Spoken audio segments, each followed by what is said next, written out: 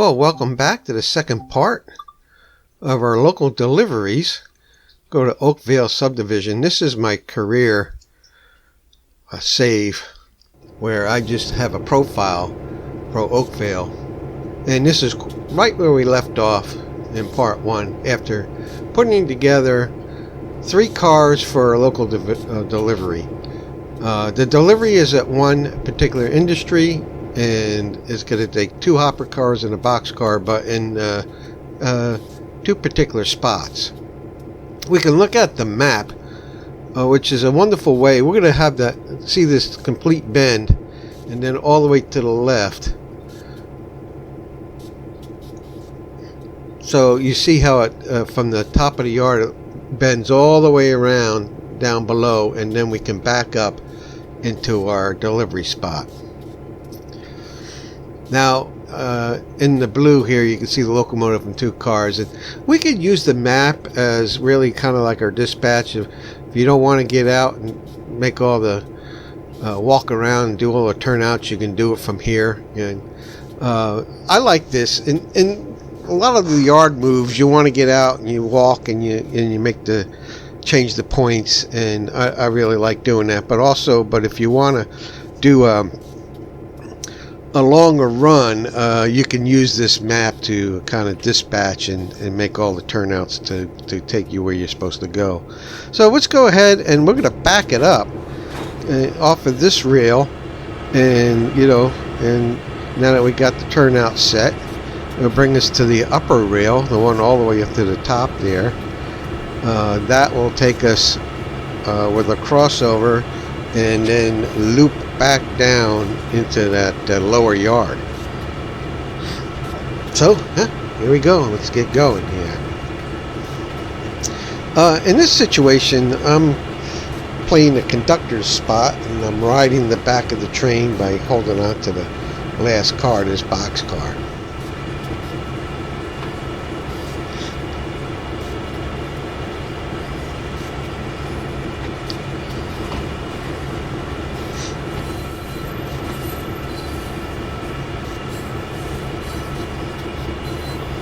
As I was telling you in the first part, I really love Train Sim World as a simulator. It's got fabulous graphics to it, and as they come out with new routes, they seem to be adding on new routes all the time, and they got some beautiful ones, I can tell you that. But I favor this route. It's been around actually since Train Sim World, since the first one, and then as a legacy route it got ported over into Train Sim World 2. But I favor this one because of this particular route has so much free roam in it, and in other words, maybe I didn't state that so well as far as free roam. It has so much in it for industry drop-offs. It's got a lot of industries, a lot of buildings, a lot of spurs going into the different buildings, and it's up to you. I don't know what all of the different buildings are and what the industries are, but you can take a look at the map, look at the buildings, kind of have a pretty good guess, or just decide what you want delivered there. I mean, depends on who's renting the building at the time what the industry is anyway. And so since the game itself doesn't tell you for the most part. Now there is industry on the route, that's obvious. The game does show you the ethanol places for the tanker cars. There's several ethanol spots, and there's also obviously spots for coil cars. Unfortunately, in the Hamilton free roam, it gives you a ton of cars of all kinds of varieties, but it doesn't give you any coil cars, and I don't know why, because coil cars have been around in Train Sim World since I think pretty much the beginning. So why it didn't spawn any coil cars, you got me, but you certainly could have used them here. That said, if you decide to build your own with the scenario builder, with the scenario editor for the Oakville, and build your own route, in your own scenario, I should say, using this route, I'm sure you can go ahead and have several trains come in with mixed freight. There should be some coil cars in there, or hopefully maybe you can select coil cars as part of the consist. One of the things that's kind of a weakness though with the scenario editor is you really can't point and click and choose the locomotive you want and the cars that you want. In a sense you can, but in a sense you can't. If you choose a particular locomotive, then it shows you what's available for that locomotive as far as consists go.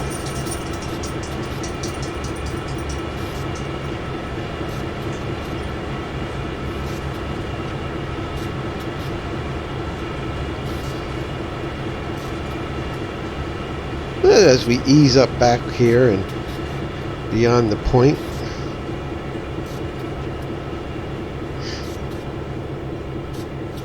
there we go. Come on, a little bit more, and get that truck off the points.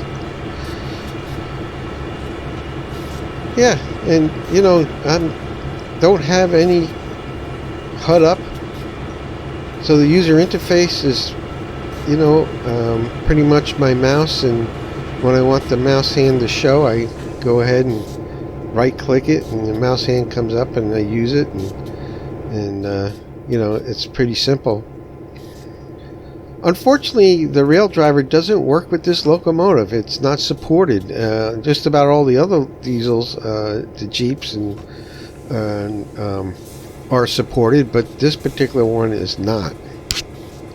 I'm hoping at some point they remedy that, so I can use the rail driver with this. But nevertheless, able to go ahead and just use the keyboard commands.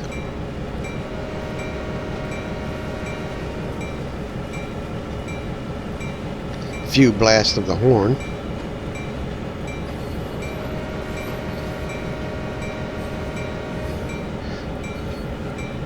I like getting my head out the window here and taking a look. And that actually kind of makes a nice view of the interior too, so you can look back and see cars trailing behind you.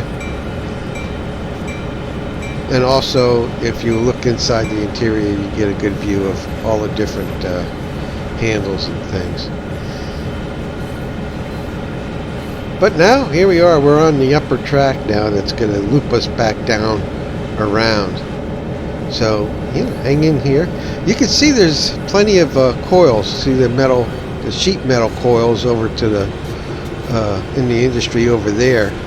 But like I said, unfortunately, there isn't any coil cars in the Hamilton Explorer, which is the free roam, which is the wonderful free roam, but it doesn't have the coil cars, and that kills me. The other thing is you see the center beam cars. Now, you know, we're going by some hoppers, a tank car and another hopper. And then as we cross the street, we see all these center beam cars. All of them are empty. And I wish there was a way in a config file, or maybe there is, but I wish there was a way in a game to load and unload these cars. So, you know, where you can select them and if I remember from my years of playing Train Simulator, you know, the legacy program before Train Sim World, there was a key command, I think it was the T key actually, that could load and unload the cars for you. You can select cars and load them up. But unfortunately for this Hamilton Explorer, with all the things I'm saying that's good about it, to be honest, to give you some, you know, little negative, all of the center beam cars are unloaded, and what a shame that is. I'd like to be able to load some of those so we can do some switching about.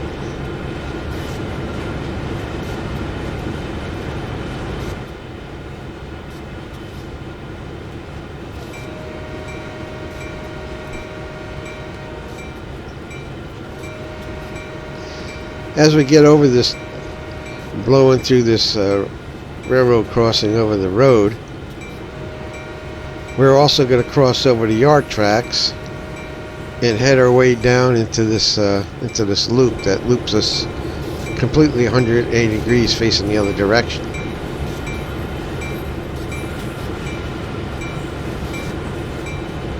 There is so much here, and I'm only showing you a little bit of this.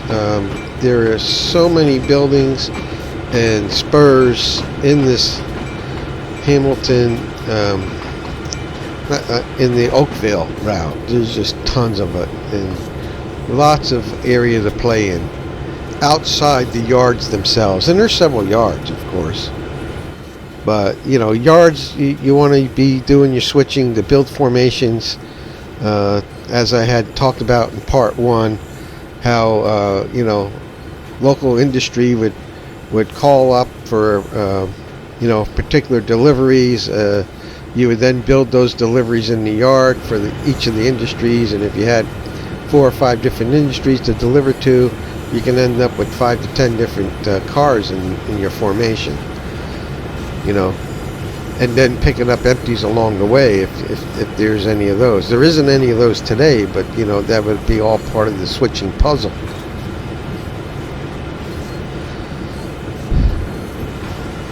Now, as we approach the switch, this is what we call a trailing switch, because, you know, it's not forking off ahead of us, it's forking off behind us. So we could actually make a break here and take the 2 hoppers that we want to reverse back into the industry and leave the boxcar for later. Now, of course, I could have built the formation so I wouldn't even have to do that. But it's either you do it there when you're building the formation, or you do it now. It, you know, it depends on the, you know, how you want to do it. But for the sake of this video, I wanted to show you, you know, quite often this happens where if you were to go, in this case only one industry, but if you were to go to several industries, what you would do is you would break the cars off for delivery from the rest of the train. And the rest of the train, in this case, is just 1 car, but it could be, you know, it could be 5 or 6 more cars, depending on how many other industries were left. But kind of a way for me to show you how we do this. And so we'll just break away from that box car, and we'll come back and get it in a little bit.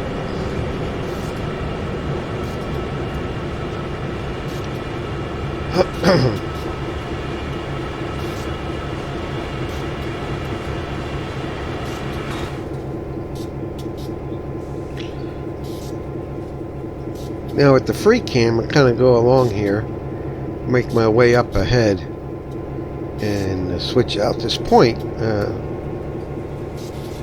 for our locomotive to come down.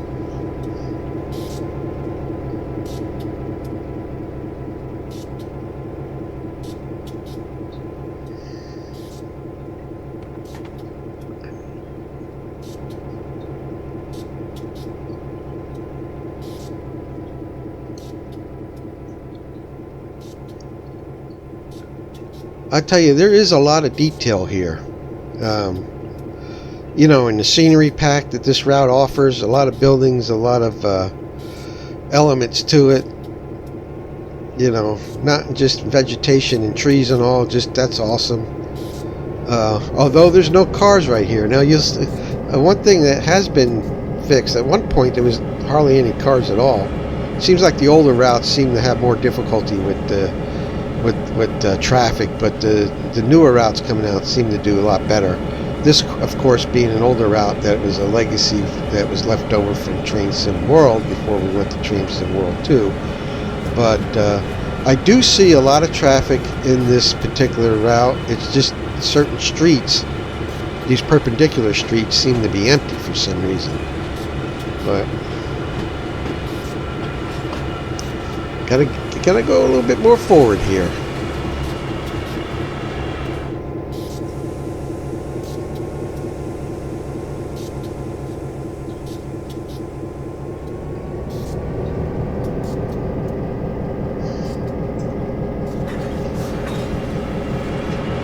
This is one of these situations where, you know, I'm kind of with the free cam. I'm free to just stay here and watch the train go by. You can In fact, if you want to just reel fan, you could always reel fan as a full train goes by.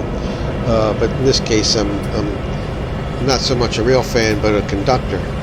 Kind of urging this guy a little bit, creep a little bit more forward to get off these points.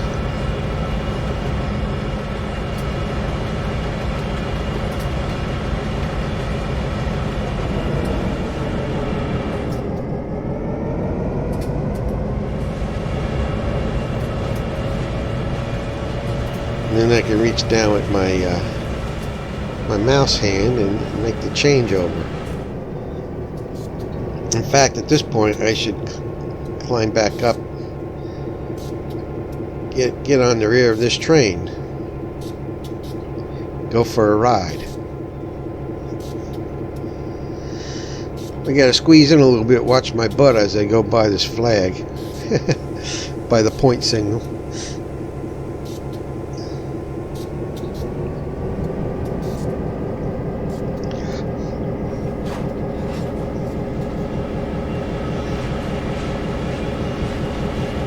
One of the things that is an unfortunate thing about any of the free roams and any of the routes is that the free roams are in a scenario, and in scenarios they select what time of day it is and what the weather is and what the season is, and you can't make any of those selections like you would in the other services. In the timetable services, you know.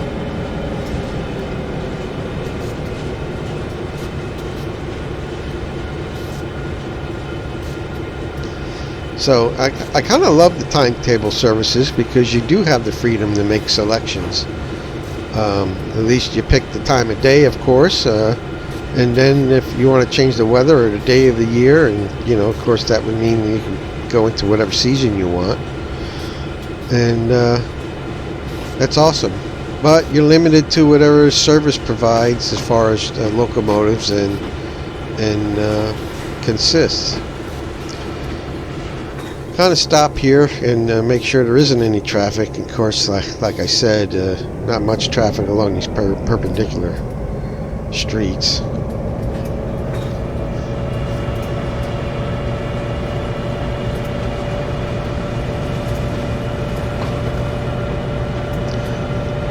But unfortunately, like any service, any timetable service, it comes with the objectives as part of it. Once in a while, I find a winner of a service, and where the objective is just, you know, moving freight from one side of the route to the other, and you can almost take advantage of it. And if there's any manual switches along the way, you can almost play it in a free roam type of situation. But there just isn't that many routes like that. I missed the days with Train Simulator when they had like the Miami to West Palm. That was almost 75 miles of route, and had lots of spurs that you can deliver to. And of course, I still play Train Simulator because of that purpose. Which brings up a point, you know, a lot of people, when they hear me talking about my grievances with Train Sim World, about them not providing routes with plenty of free roam availability, and when they do, it's restricted to the yards, but with free roam availability for doing industries along the line at different cities where you can have manual switches. I get a lot of comments. Well, have you looked at Run 8? Have you looked at Run 8? Well, I have. I mean, some years ago I tried it and downloaded. I can't remember if I bought Bartow, or may have bought it, or I got a demo of it or something, but I did try it.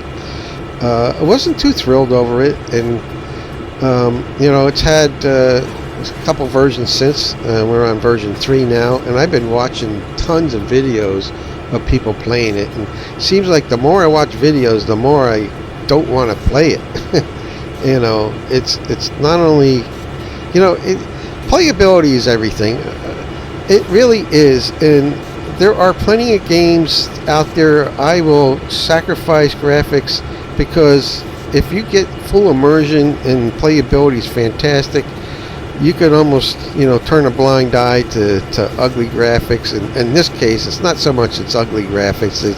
It's graphics that are 10 years at least, maybe 15, look like 15 years behind the times with Run 8. And it's just, so it's not just that it doesn't have eye candy, although I gotta say the box cars look beautiful in Run 8, but the scenery is just like 10 years behind the times. Track doesn't look all that great, but the playability part of it is you can put up with all that if it's just so much fun to play. And that's why I think so many people like it, because there's so much to do in Run 8. But yes, there is, but it breaks it for me because the playability is through menus and sub-menus.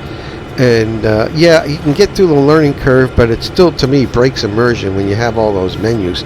Besides, the thing that I miss, let me put it to you this way before I get into what I miss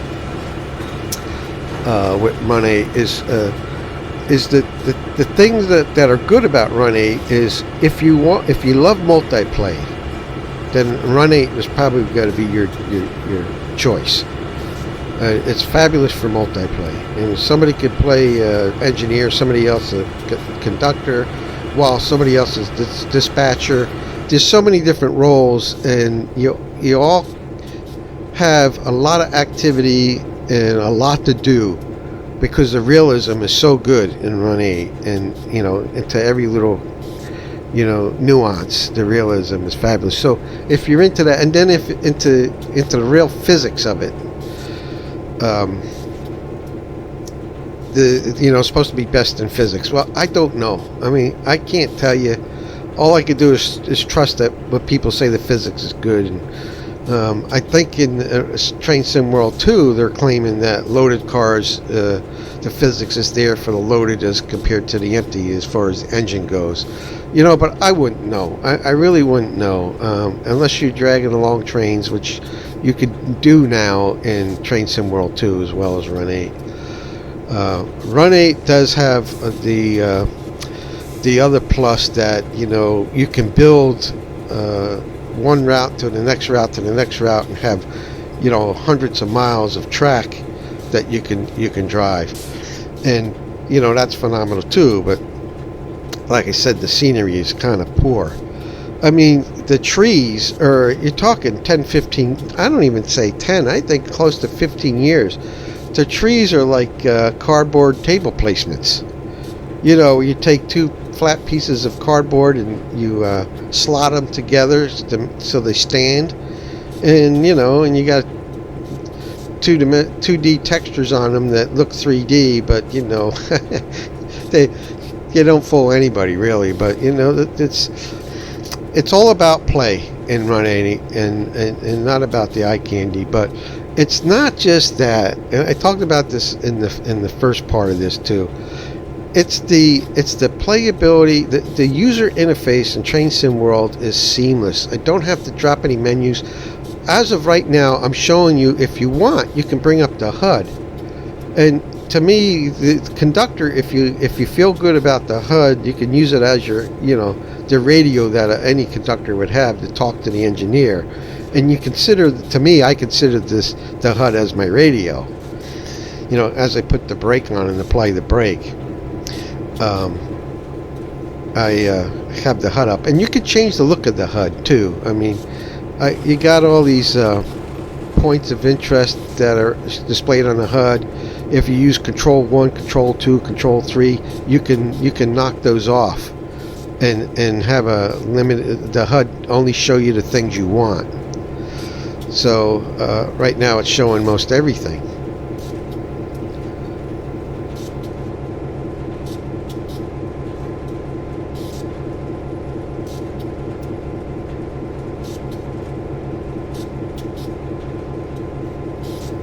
Yeah, hitting Control 1 takes that away and clears that off, and now I just have the train controls down in the right corner, as well as what task I have up top. And then the HUD also has that little gray dot. I have it at half illuminating, so it's kind of hard to see, but it's enough when you're playing that you can see the little gray dot in the center of the screen, instead of a mouse hand, and you can use that to do the brakes and uncouple the train. But back to Run 8. The thing about Run 8 is, even on the coupling and uncoupling, and you do the hero hoses. There's a lot of realism into the nuances there, but that doesn't make it more fun to play. I mean, maybe for some, I don't know, but when you uncouple and Run 8, the couplers glow. I mean, that's how you know that you're touching the coupler. I don't know, maybe there's settings to remove that, where I just uncoupled and nothing glows or anything like that. To me, Train Sim World 2 has got the best user interface. Maybe not the most in the realism and every nuance of reality and physics, but the unit interface to me is seamless and just really sweet to use. But when it comes to the argument that Train Sim World 2 doesn't really provide freight routes where you have a lot of action, I mean, this one I'm showing you do, but there isn't a lot of freight routes with Train Sim World 2. It's almost like the developers don't think that way. They're in the passenger mode, and when they get in freight mode, it's all about the locomotive and how many cars it can drag and go from up the mountain, down the mountain, and from one yard to another yard, never thinking about deliveries. When you play European Truck Simulator or American Truck Simulator, it's all about deliveries. It's all about picking up the freight, the goods, picking them up at one site and delivering them to another. If we can only get these developers a tough dovetail games to think that way, and when they think about freight, they got passenger stuff down pretty good. I love doing the passenger routes in Train Sim World 2. The freight routes, they don't have that down. They don't have the mentality, I think, to understand that we're making deliveries. We're not just moving from one yard to another. There is a place for that. Trains do move across country. They do take long trains from one place to another place, one city to another. I mean, for example, there's a yard up in Atlanta, Georgia, that moves a whole ton of cars all the way down to Jacksonville, Florida, and drops them off. Well, from there it gets broken up into to the local deliveries, whether it's going to go down to Miami or over to Tampa, and then it goes from that yard to that, and then at some point those get into the local deliveries, and that's what we're kind of showing today.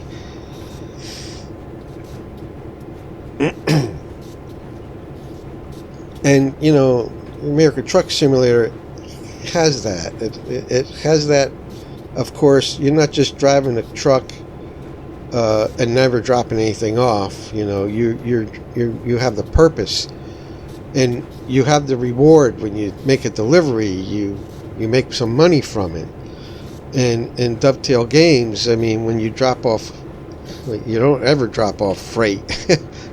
There may be a scenario out there, one or two over the years, that you drop some freight off somewhere, but I'm having a hard time recalling what they were. Built into the game. I'm doing it in free roam, but what you get is you get points. So what do you do with points? I don't know what you do with the points. I never pay attention to points. Maybe I'm supposed to be doing something with points. But, not that I think that dropping off a train car should give me money. But there are some aspects of whether it's Bus Simulator, Fern Bus, or European Truck Simulator, American Truck Simulator, they all have the same aspect that at the end of the day, or whenever you're done doing your delivery, you can go back to your shop. You can go back to the bus depot, or you can go to a place to sleep, and time passes. I don't know why Dovetail Games doesn't allow us, after we make a delivery, to take our locomotive back to a yard office, and we can get out. I mean, we have the on foot. Most games don't have on foot. One of the wonderful things about Train Sim World 2 is we have on foot. We can get up out of our seat, get on foot. We can walk over to the office, and boom, we can have time lapse 8 hours or whatever is the they want to script into it. That would be nice. And maybe you can have an office where you can go in the office. In Burnbus they have a soccer manager, I think it's called. You can go into that office and decide on what your next where your team's going to go. I mean, maybe in the office you could choose what consist you want to go make the local deliveries. So let's say the yard had three or four consist in it, and then you go in the office and you select which consist you want to work, and then that would bring up a task. You go out to the locomotive, pick up that consist, and since you selected it, the task list then would the list of objectives would be where to deliver the cars, not go forward 100 yards and switch a point. It would just tell you where to deliver cars, and you can check that off the list as you made your deliveries, and that's where you would make your points and make your money. But I don't know what you would do with the money. With the European Truck Simulator, when you make money, you can buy your own shop, you can buy your own cars. I'm not saying I want to see this turn into Railroad Tycoon, so I don't know the value of making money would be, but I do see the value of being able to go in the office and choosing your consist and deciding, hey, I want to run this consist out to this local, and or I want to run this line out to a different goods. But and depending on which consist you want to run depends on which locomotive you're going to take. So those things could be done, I would think. But it certainly would be nice, even if they didn't put that in the game, it would be nice to be able to go back to an office and let time lapse, 8 to 10 hours. So you have some feeling of, a career, and you can go back out again and use the same locomotive, and at some point you'd have to refuel. If you use the services and the scenarios that are built into any route in Train Sim World 2 now, you never have to refuel unless you pick a particular service where that is one of the tasks, just for the fun of being a task to do. It's like, I don't want somebody telling me to refuel. I want that as part of my career, that something that needs to be done.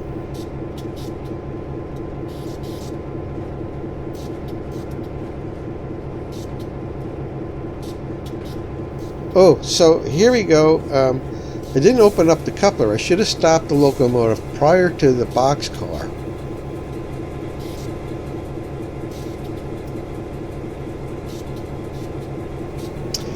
And made sure the coupler hands were open. So typically that's what a conductor would do. If he didn't know, he'd stop ahead, pull on the pin, pop the pin, get in there and maybe open up the hand so that the two couplers can receive each other.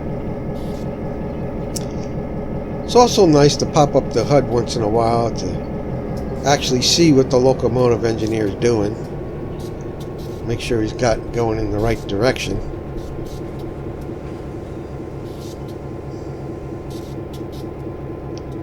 Yeah, so now we'll do that. We'll do that. We'll grab a hold of that, pop the pin. We now got the hand open, and we can receive our locomotive coupler to coupler, which again is probably the primary thing why I love Train Sim World 2. These couplers, the way the coupler action works to me means so much.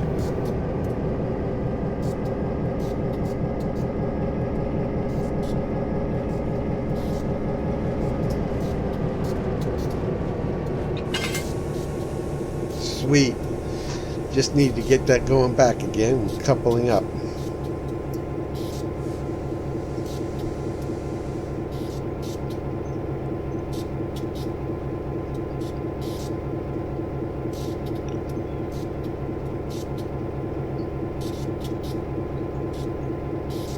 I had talked about when I started a video a few weeks back on how to set up a career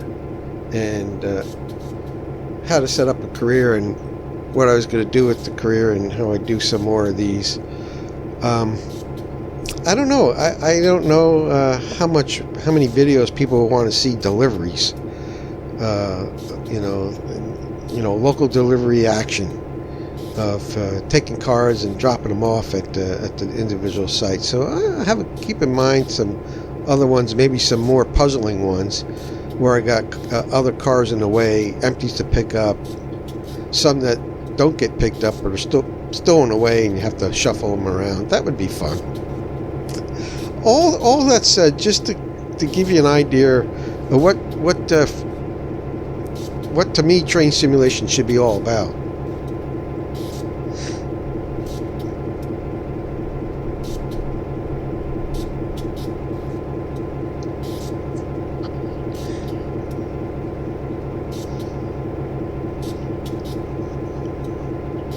Well, I don't know. The engineer is sipping his coffee or something as I hang here and hanging on, waiting.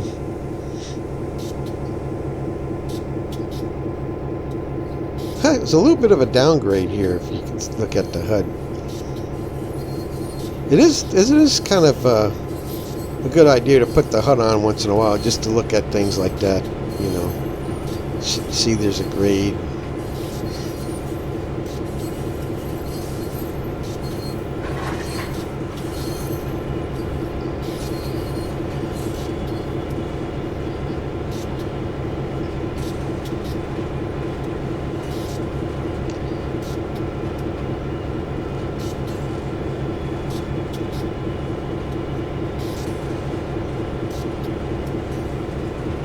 Yeah, I really do like Train Sim World too, and every time a new route comes out, I'm always hoping for some free roam availability. And actually, it's not just free roam, for availability of manual switching, and not just in the yard, but along the route.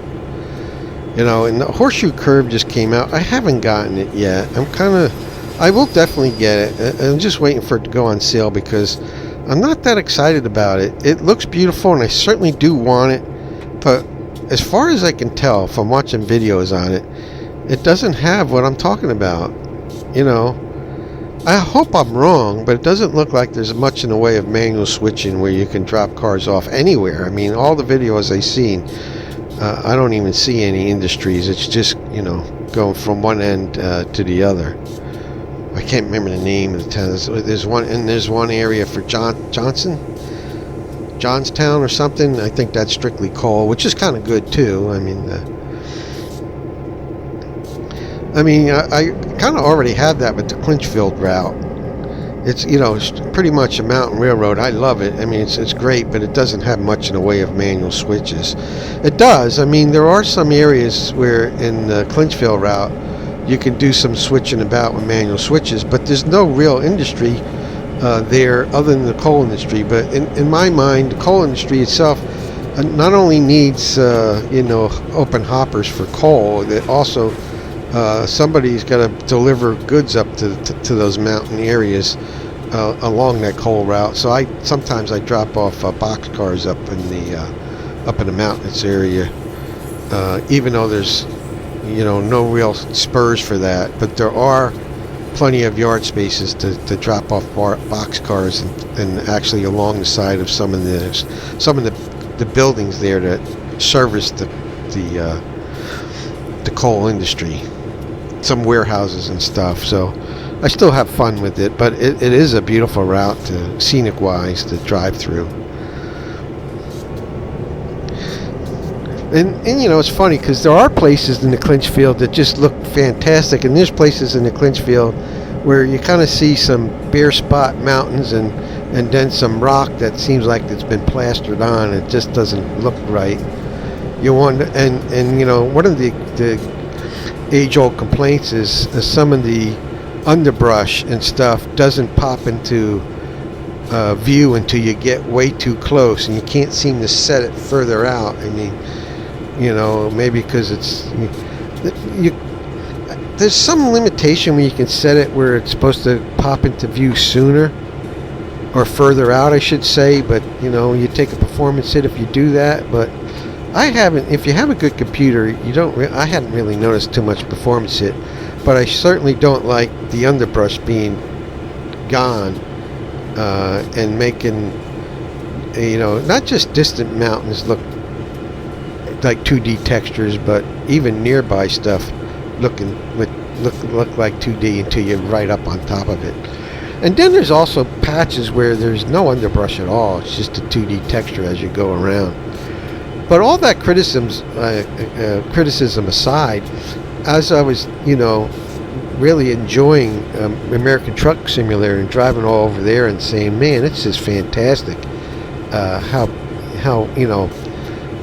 really nice scenic wise and the graphics and stuff are in American Truck Simulator. But they too, probably almost as much as Train Sim World 2, have their bald mountains and 2D textures that are not the greatest.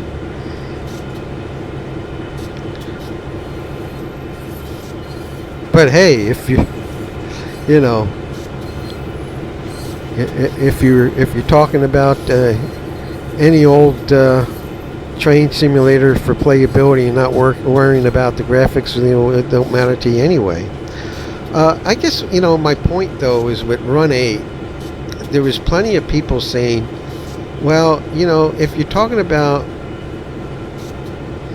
local deliveries and having freight activity and being able to deliver cars to wherever you want and free roam, why don't you try Run 8? Why don't you try Run 8? Well, in my mind, we have that train simulator. So then it becomes, would I rather have Train Simulator or Run 8? And I already have Train Simulator. And I look at Train Simulator and I look at Run 8, and I think hands down Train Simulator, although the eye candy and the graphics aren't as good as Train Sim World, they are much better than Run 8. Train Simulator, to me, hands down, looks better. The rail looks better. The buildings, the scenery, the trees, everything in Train Simulator is nicer than Run 8. And Train Simulator gives you all the activity and the switching that you would want, even the point where you can dispatch stuff. Is it as real? Can you multiply in Train Simulator? I don't know that you can. I don't think you can. At least I don't know that you could. So it's not multiplay, and it probably doesn't have a lot of the nuances in the physics and stuff that make Run 8 better that way. But when it comes to playability, coupling cars and delivering cars and having longer routes. I mean, I love that Miami to West Palm route. It's a fun one. It's a passenger route and a freight route. I mean, you can go whatever way you want with it. And of course I like it too because I used to live down in West Palm.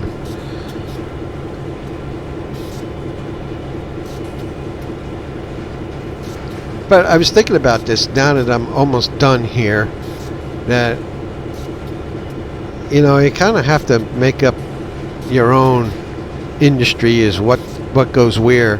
And so I decided to put this box here. But looking at those silos, I probably should have delivered hoppers to these silos in that box.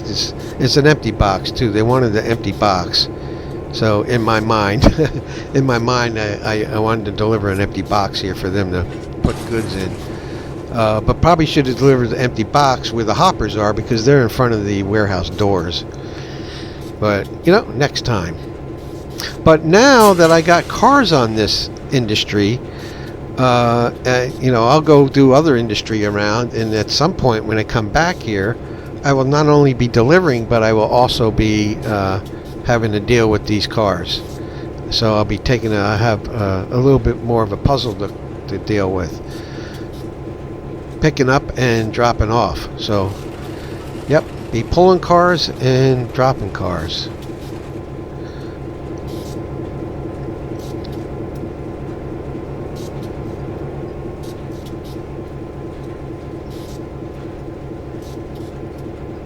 Yeah, I mean, that gives me a good idea too of, you know, if I do some more videos. I don't produce videos every week. I never ask anybody to subscribe. I don't put any advertisement on my videos. I'm not here for any of that. I'm just here for enjoyment, and hopefully people will enjoy watching them as well. But that also means, you know, I don't produce videos once or twice a week. Obviously, if I did, I would have a better subscribership, but I find that subscribership benefits the YouTuber and not more than it does the subscriber, unless you really want to be able to be notified every time a video comes out because of a particular interest. But when I want to myself, if I particularly care about a YouTuber and their content, you know, then I'll do a thumbs up and do a like, and by doing that, then I can go to my like videos and then always go see what that guy's doing. To me, that's more beneficial than subscribing. But like I said, I don't monetize. If you're seeing advertisements on my videos, it has nothing to do with me. I don't know why. There shouldn't be. It should be ad free. Because I'm not monetizing it. I want it to be ad free. I just want you to enjoy the video, and that's about it. You know, if you do like the video, you know, make a comment. That probably does more for me than anything else. But I enjoyed being with you, and we'll catch you next time.